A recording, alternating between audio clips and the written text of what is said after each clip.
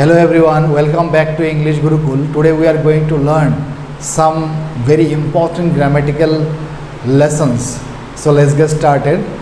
So my friend, today I'm gonna discuss the most important part of grammar. Write down along with me stative verb. Stative verb. It is very important topic for all of us, and unless and until you have any idea regarding stative verb, you always have a lot of difficulties to understand English language, and because of this reason you need to understand all those grammatical parts. And for the last so many videos I have been discussing very important topics, very indispensable topic. And first I discuss about the suffix, prefix, and also what is subject, object, complement, and helping verb, finite verb, non-finite verb. All those very important lessons already been discussed.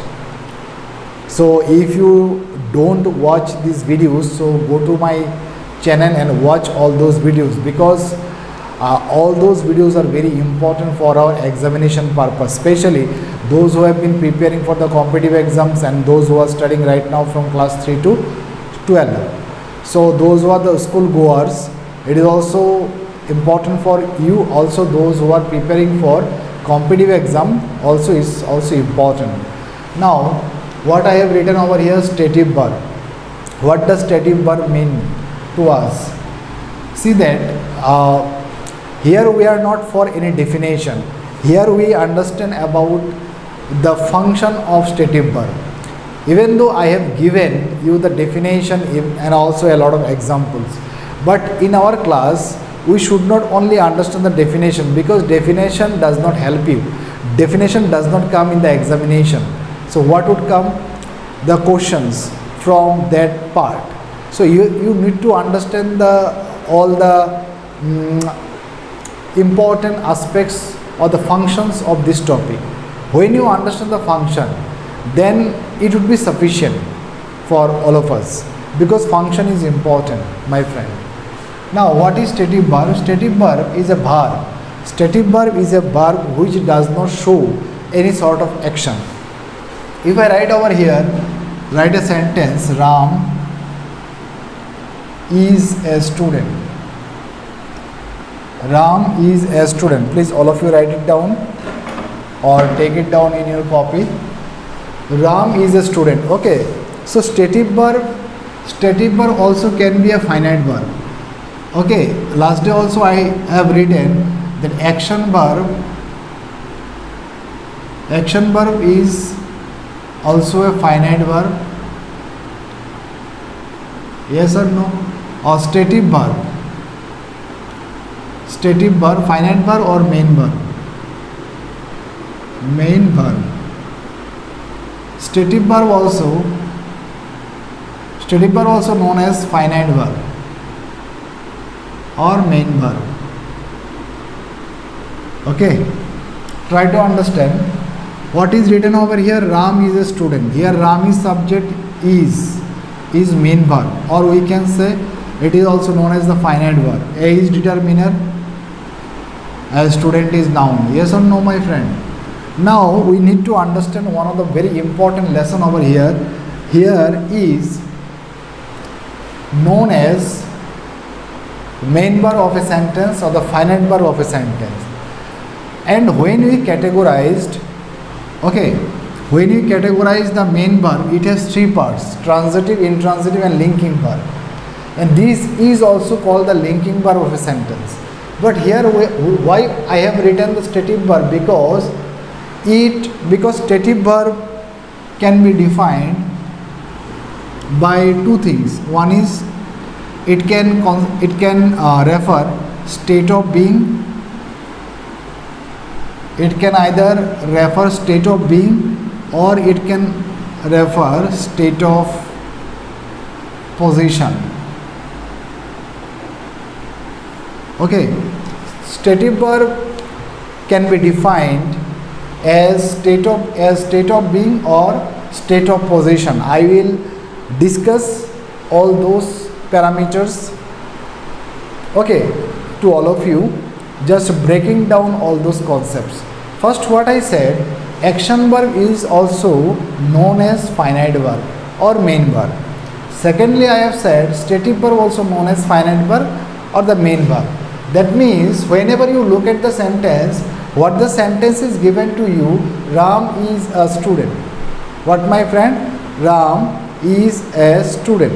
When you look at the sentence very clearly, then you can find out only one verb is present. How many verbs are there? Only one verb, and that is known as is. Only one verb is given, is. So there is no any other verb present in this sentence. So because of this reason, we can call it main verb. And if it is a main verb, so also we can call it a finite verb. Now another thing is that, and why call it a stative verb? Because we can call it stative verb because it does not, this verb is does not refer any sort of action. If I say Ram is a student, does it perform any action? Does this sentence perform any sort of action? I think no. This sentence does not perform any action. That means it is only a statement. Subject does not do any sort of action over here. So that means subject is just here subject Ram is a student. It's only a statement. Yes or no? Ram is a student. She is a student. She is a teacher. He is a teacher. He is a politician. She is a politician. He is a journalist. She is a journalist. Ram is a journalist. What I want to say, so here we only talk about what is the profession right now, who is Ram, or what is the profession of Ram. Here we can only talk about state of being or who is subject. Here we can easily find out subject is a student. So it can refer, we can refer it, this sentence we can call it state of being. Why we can call it state of being? Because in this sentence we find out very easily who is Ram. Here we can easily find out who is Ram. Simply, Ram is a student. So here we understood that what is the profession of Ram? Actually, who is Ram? Whenever you get the answer of who is Ram or who is this subject might be different. Instead of saying Ram, I can say he, she, or anybody else. So whenever you get the answer of yes, who is Ram, then you will have then you will have the profession of this person. Yes or no? So that's very important. That is the reason we can call it stative verb. Got my point? I think all of you got my point. And also another way you can easily remember it, that here is this verb does not perform any sort of action, and because of this reason we can call it also stative verb. Got it? Second thing, I have written also this stative verb can be defined by two parameters. One is state of being and another one is state of possession. That means in this part we can easily understand what is the state of this subject. What is the state of this subject? The subject is a student. As second example, I would like to write over here. Write down along with me. Ram has a pen. Write down please. I want to see whether my video is clearly visible or not. Yes. Ram has a pen. Write down, my friend. Here you can see, here subject is Ram and also noun. Has is here main verb, also called it a finite verb. A is determiner and pen is noun. Now can you tell me that here the verb, main verb, or we can say finite verb, does perform any sort of action? Does this main verb perform any action? If I ask you, Ram has a pen, does this verb perform any action? If I say, I have a pen, I have a mic, I have a bottle, I have a duster, So does subject perform any action? No, my friend. Subject also here does not perform any action. It is a statement. Ram has a pen. It's a statement. Yes or no? Simple statement. So what does Ram have? Ram has a pen. So it's a simple statement. Subject does not perform any action over here. And because of this reason, this has also known as the stative verb of this sentence. Why? Because subject does not perform any action. And it is also known as the state of position. Why? Because the subject hold. What subject hold, or what right now subject has a pen? Yes or no? What subject hold? Yes, subject has a pen. Subject has a pen. What does subject has? Subject has a pen.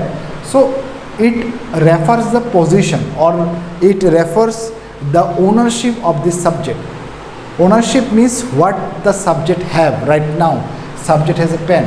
So because of this reason, it states the state of position. Position means ownership. Ownership means what the subject right now. Subject has a pen. Yes or no? What does subject have? What does subject have? Subject has a pen. So now here we talk about the state. State of what? State of position. And before that, what we discussed, Ram is a student. Okay, here what did we discuss? What is the state of Ram? Yeah, Ram is a student. So both of these sentences, subject does not perform any sort of action. Both of the sentences refers simple statement. One saying about the state of being. State of being means what is the state of subject right now? Subject is a student. Here we talk about what is the profession of this subject, and here we talk about what the subject have right now. Subject has a pen. So one is called state of being, another one is called state of position. I think all of you got this point. Second thing, my friend, I would like to discuss over here is that very important point, and try to understand, which is known as determiner. Write down determiner. Determiner. What is determiner? Already you understood what is called stative verb. And if you want to know more, or if you want to go deep down into this topic, or if you want to go all in regarding this subject stative verb, just watch my videos, and whenever I discuss, when I extend this lesson, and when I go through this lesson deeply, then I make you understand all sorts of things. Right now I just discussed a little bit about the stative verb. Okay, now what I have written over here, determiner. What does determiner? What is determiner? If anyone asks you what is determiner, how can you get back to him or her? You can see, only you can understand that after determiner we should use always noun. And when you use noun, after determiner, it will become noun phrase. What, my friend? Noun phrase. Always you remember that after determiner we need to use noun, and when you use noun after determiner, it will become, or it will form noun phrase.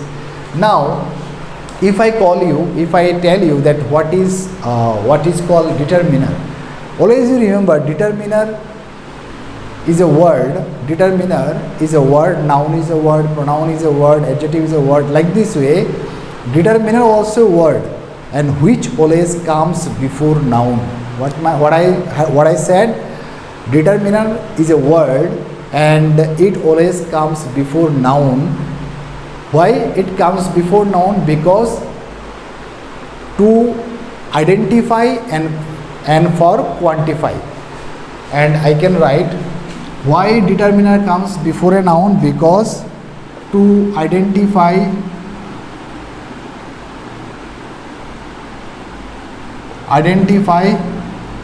and